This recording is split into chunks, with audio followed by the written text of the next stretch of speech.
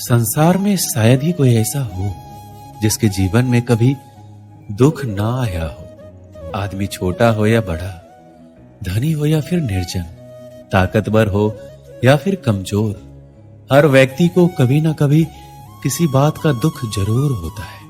यह दुख जब किसी के जीवन में आता है तो कुछ लोग उसका सामना करते हुए जल्द ही उबर जाते हैं, तो वहीं कुछ इस दुख के आते ही उसकी चिंता में घुलने लग जाते हैं। दुख के आने पर न सिर्फ व्यक्ति की परीक्षा होती है, बल्कि इसके आते ही आपको अपने और पराये का भी पता लग जाता है। एक बार दुख ने सुख से कहा कि तुम बहुत भाग्यशाली हो, लोग तुम्हें ही पाना चाहते हैं। तब सुख ने कहा, भाग्यशाली मैं नहीं बल्कि तुम हो, क्योंकि तुम्हारे आते ही लोग अपनों को याद करने लग जाते हैं। तो वहीं जैसे मैं किसी के जीवन में प्रवेश करता हूं तो लोग अपनों को भूल जाते हैं। इंसान के जीवन में दो तरह के दुख होते हैं, पहला वह जिसकी अभिलाषा पूरी नहीं हुई, और दूसरा ये कि उसके जीवन की अभिलाषा पूरी हो गई। जीवन के सारे दुखों का एक ही कारण है। ऐसे में किसी भी प्रकार का कष्ट आने पर सबसे पहले उससे जुड़ी चिंता करना छोड़ दे, बल्कि उसे दूर करने की चिंतन करे। अगर थोड़े से आराम को छोड़ने से व्यक्ति की बड़ी खुशी मिलती है, तो एक समझदार व्यक्ति को चाहिए कि वो थोड़ा सा दुख या कष्ट सहते हुए बड़ा सुख हासिल करे। दुख किसी के साथ भेदभाव नहीं करता है, वह हर किसी के जीवन में आता है। इसलिए दुखी होने की बजाय उससे बाहर निकलने का प्रयास करना ही समझदारी होता है। इंसान का जीवन एक सिक्के के समान है, जिसके एक और सुख तो दूसरी ओर दुख होता है। उसके साथ कभी सुख तो कभी दुख लगा रहता है। ऐसे में जब सुख हो तो घमंड मत करना, और जब दुख आए तो थोड़ा सब्र करना।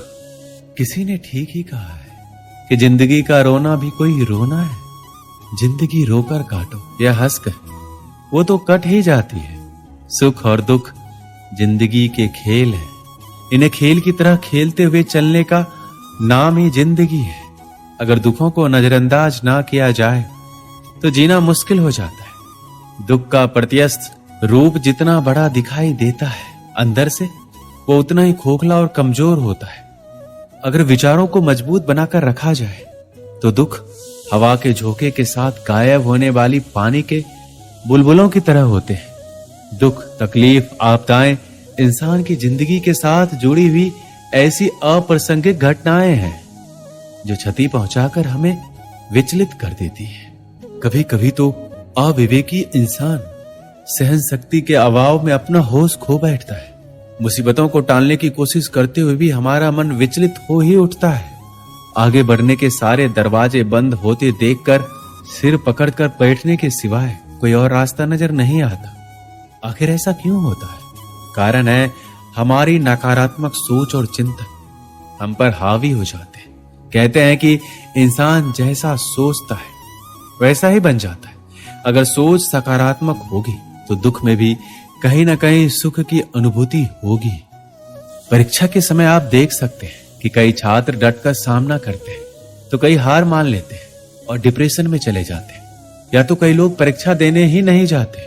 कई तो कम नंबर आने पर अपनी जान तक देने की कोशिश करते हैं, बिना ये सोचे कि जिंदगी का बहुत ही छोटा सा पड़ाव है।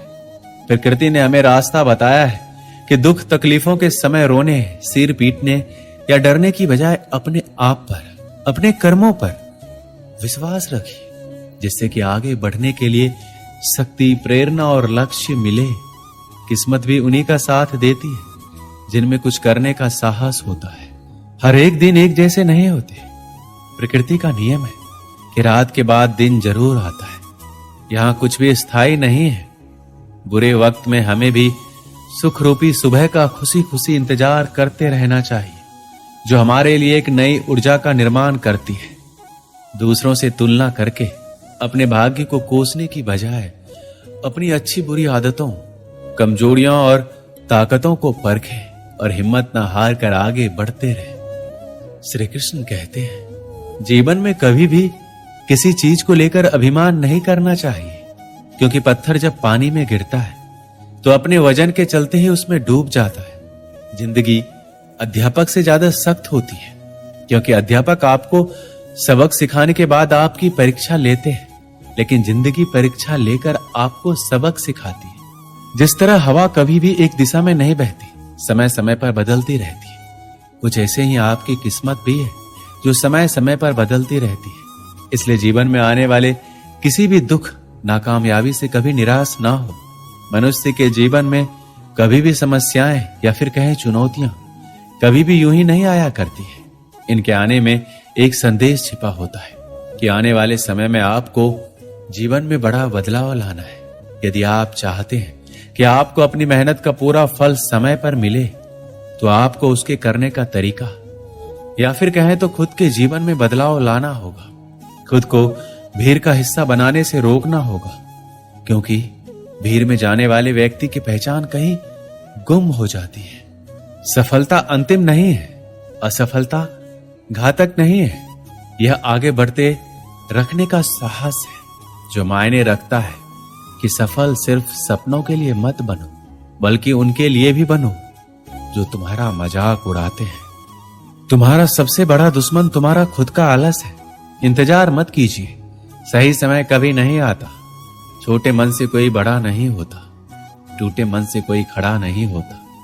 वक्त के साथ चलना जरूरी नहीं, सच के साथ चलिए, एक दिन वक्त आपके साथ चलेगा। तकदीर भी बदलेगी, तस्वीर भी बदलेगी। हिम्मत न हार, हाथों की लकीर भी बदलेगी।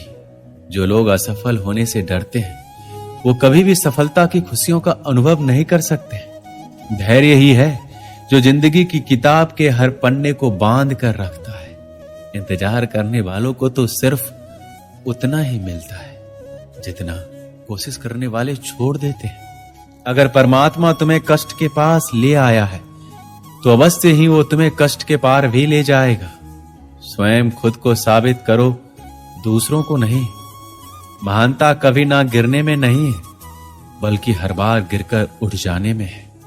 खुद पर विश्वास रखें, सब कुछ संभव है। जो उड़ने का शौक रखते हैं, वो गिरने का खौफ नहीं रखते। जीवन में प्रयास सदैव कीजिए। लक्ष्य मिले या अनुभव, दोनों ही अनमोल है। जिसका उदय निश्चित है, उसे दुनिया की कोई ताकत नहीं रोक सकती। कभी कभी कठिन परिस्थितियों को टालने की नहीं, बल्कि उनका सामना करने की जरूरत होती है। तभी आपको परम आनंद की प्राप्ति होगी। एक युवक एक संत के पास आया। उसने संत से कहा कि वह अपने जीवन में सफलता के सर्वोच्च शिखर पर पहुंचना चाहता है, लेकिन वह निम्न स्तर से इसकी शुरुआत नहीं कर सकता। आप कोई ऐसा उपाय या मार्ग बताएं जिससे वह अपने लक्ष्य को हासिल कर ले। संत मुस्कुराए और बोले, जाओ बगीचे से एक गुलाब का सबसे सुंदर फूल लेकर आओ।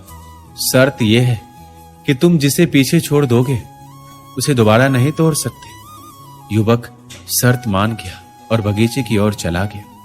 बगीचे में गुलाब के बहुत सारे सुंदर फूल खिले थे। उसने एक सुंदर गुलाब तोड़ लिया। अगले ही पल उसे आगे दूसरा सुंदर फूल दिखाई दिया। उसने पुराने को छोड़ दिया और आगे बढ़ गया। जब उसके पास पहुंचा तो उससे सुंदर फूल उसके आगे दिखाई दिया। वह फिर आगे बढ़ गया। ऐसा करते करते वह बगीचे के आखिरी छोर पर आ गया। अब वहां सूखे और मुरझाए हुए फूल बचे थे। शर्त के अनुसार सुंदर फूल लेने के लिए पीछे नहीं जाना था, इसलिए वह खाली हाथ ही वापस आ गया। संत ने उस युवक से पूछा कि तुम गुलाब का सबसे सुंदर फूल लेने गए थे, क्या हुआ? उसने कहा, वह सुंदर फूल के लिए एक को छोड़कर दूसरे के लिए आगे बढ़ता रहा और अंत में केवल मुरझाए और सूखे हुए फूल ही मिले। शर्त को मानते हुए मैं ताजे और सुंदर फूल नहीं ला पाया। संत हंसने लगे। उसने कहा कि यह जीवन भी इसी तरह है। इसमें प्रारंभ से ही कर्म करना होता है।